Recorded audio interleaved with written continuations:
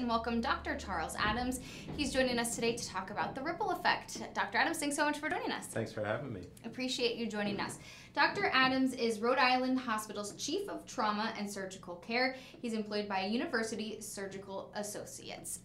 So today we're going to talk a little bit about the ripple effect. It's the Rhode Island Department of Transportation's new campaign. It's a public awareness campaign to talk about the consequences of impaired driving. And Dr. Adams is one of the people who has been involved with the campaign. Talking a little bit about the ripple effect and how not only people that are directly impacted by impaired driving, but really there is this ripple effect. Talk to us a little bit about what you do at Rhode Island Hospital and being involved in the trauma center. Talk to us, let's start there and then we'll get into the ripple effect. Yeah. So the question always comes up, what is a trauma surgeon? And a lot of people think we're ER doctors. We're not ER doctors. We're surgeons. We're also boarded usually in critical care medicine, so we're intensivists. And the other thing is, there's a saying, there's no I in team.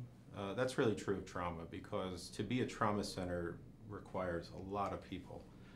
It also requires a lot of infrastructure. So with having said that, really my day-to-day job keeps me all over the hospital, both in the operating room, in the ICU, seeing patients in the office, doing paperwork, doing administrative things. But when the pager goes off, it means that somebody's really sick, and we respond to the emergency department. And we almost never know what we're going to get. Sometimes the information we get from the field is kind of limited. It can be an elderly lady who slipped and fell and has some broken ribs. It can be all kinds of things. It can be a stabbing, a shooting.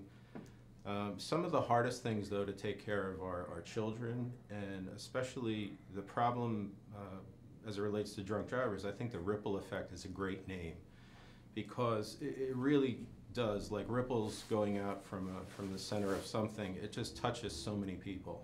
We occasionally have to take care of not only the person who is drunk driving and hit somebody else, but we have to take care of the other people as well. And sometimes there's fatalities involved, and it can be very hard to try and stay focused and make sure that you do your best for everybody, no matter the circumstances. I think that's poignant what you say. You have to do your best to stay poignant and to be a doctor, to be a surgeon, no matter what the circumstances are. Let's talk about your impact and your perspective on the campaign. The Rhode Island Department of Transportation has put up this webpage. We'll provide a link on our page as well. And there are several videos, and they are quite impactful. They are quite moving. One of your videos, you talk about the Achilles heel, and you just mentioned children. And you mentioned in this video that your Achilles heel happens to be children, because I can't imagine, I don't think the general public can even begin to fathom what you see on a daily basis or from time to time. Talk to us about maybe your Achilles heel when it comes to these trauma situations. So the ripple effect, I think, just to touch on that first, was really a well done project. We've all seen public service announcements, yeah. and they're usually terrible. And I think I was actually sitting in my family room, and one of the commercials came on, and I was there with my whole family, and we were chatting away, and all of a sudden it got really quiet, and it was very somber, and everybody was just, stunned into silence. It really had an impact on all of us. It was a sort of teaching moment where I could talk to my kids, I have teenagers, about that. And then I sort of mentioned under my breath to my wife that I was asked to participate, and she's like, you absolutely should. You really have an obligation. Wow. And it was something I look forward to, because I think it's such an important message. My segment, one of my segments was entitled The Achilles Heel, and sometimes people don't understand. They just say, how do you do what you do? You see such horrible things that just take away your breath and want to make you, get sick. But there's something called role, and we have a role to play. And in that role, I have to act a certain way, I have to do certain things, and role can be protective. It's not to say that you're dissociated or you're insulated from reality, but within that role, it allows you to do things that you couldn't necessarily do otherwise. And it's almost like you're a protective shield against some of the ugliness you see. But everybody sort of has their weak spot. And that weak spot for me is when I see kids that remind me of my kids. then my ability to stay within role and do what I need to do is really challenged. And it can be really hard to care for someone when you see sort of your daughter's face there. And that's what I really talked about, the Achilles heel. And it's really something that we all have our own blind spot or our own weakness. Everybody's is unique, but that's part of the job as well. You say that everyone has a role to do, and maybe people have asked you, how do you do what you do because of what you see? And I think maybe a question could be is, how could you not do what you do? You are faced with these situations where you are literally saving people's lives. Whoever the people's lives are, does that matter when you're at a time of you need to save someone's life? I think everybody who takes care of other people does important work. Whether it's a pediatrician, an internist, everybody. That's really a calling, if you will. Yeah, there's a lot of perks, there's a lot of niceties, but when you're up, for a day and a half, when you're eating hospital food, when, you're getting various bodily fluids all over you, and you're getting yelled at and, damn near assaulted by people, it really has to be a calling and a passion. I always, when asked, how did you get into trauma, I sort of said, it sort of chose me. All the things that I did in medicine, nothing really grabbed me and captivated me and really just energized me like taking care of critically ill people. And I think as a trauma surgeon, I get to do many things.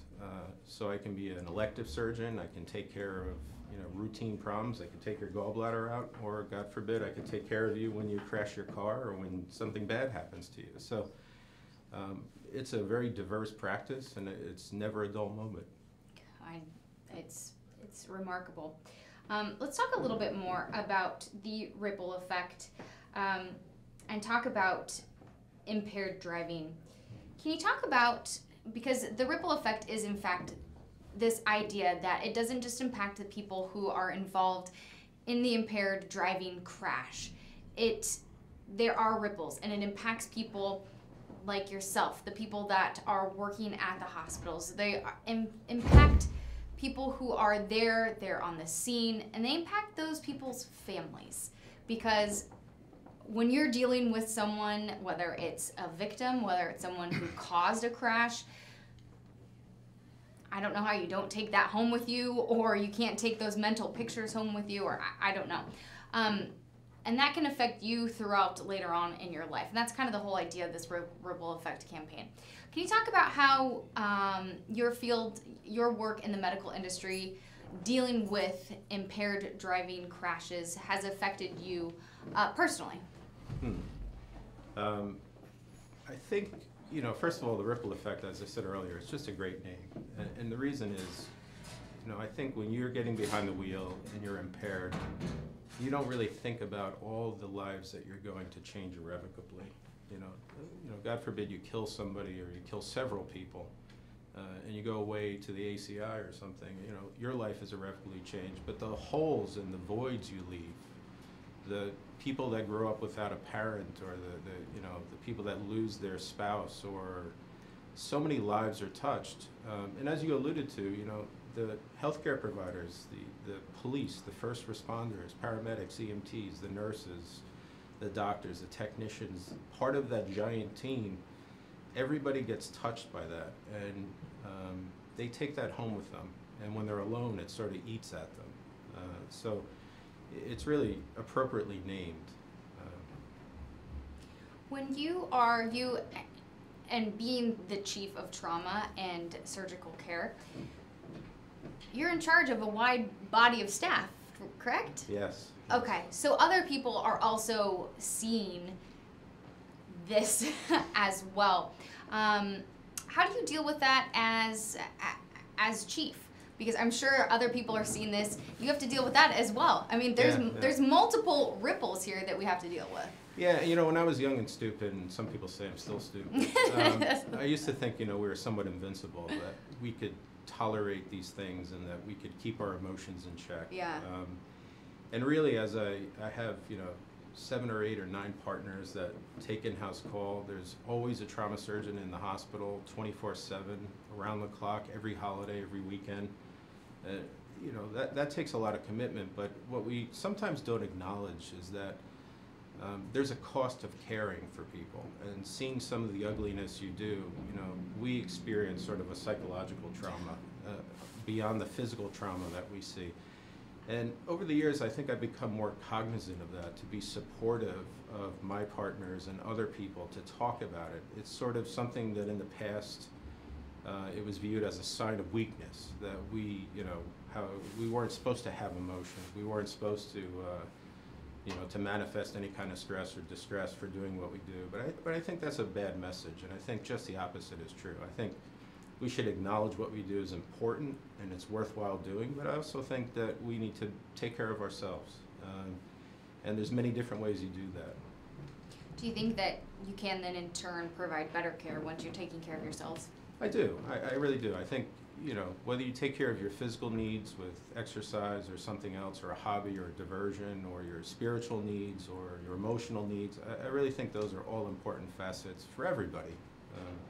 But I think, you know, when you're sort of a first responder, you're on the front line and you're seeing these ugly things, if you don't take care of yourself, it's going to eat you up, and it's really going to do bad things to you. And really, some people unfortunately use maladaptive ways. Yeah, definitely.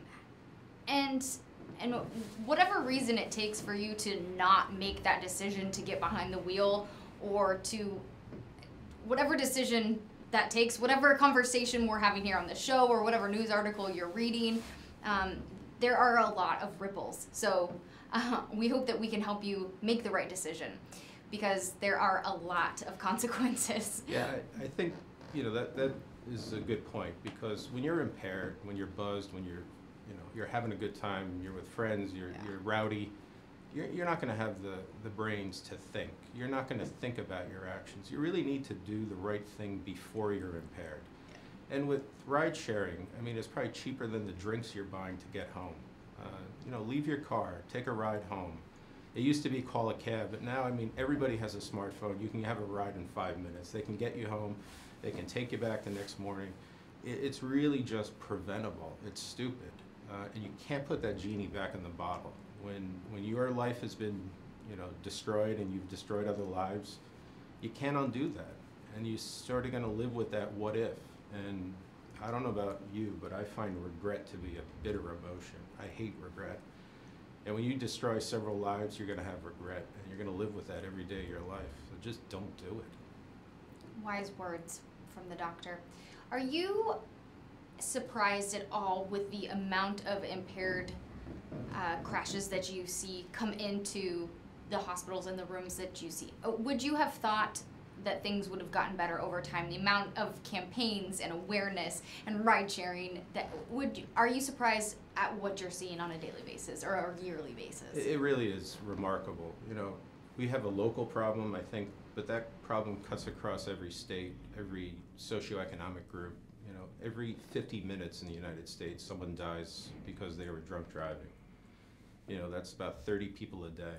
And you multiply that by 365, and you get, you know, 10, 15,000 lives gone, and it's all unnecessary.